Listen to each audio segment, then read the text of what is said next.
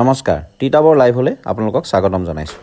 যোৱাকালি 14 বহাগ 28 এপ্ৰিল 2025 তাৰিখে অসম জাতীয়তাবাদী যুৱ ছাত্ৰ পৰিষদে তিতাবৰ আঞ্চলিক সমিতিৰ উদ্যোগত দ্বিতীয়বাৰৰ বাবে বসন্ত উৎসৱ উদযাপন কৰে ডিম্বেশ্বৰ দত্ত ক্ষেত্ৰত।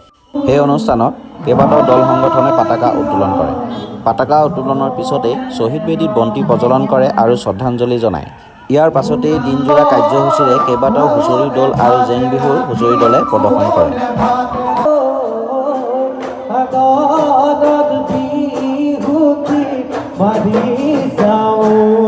সাংস্কৃতিক সন্ধ্যা আগবঢ়ায় অসমৰ জনপ্ৰিয় গায়িকা পাপৰি গগৈয়ে।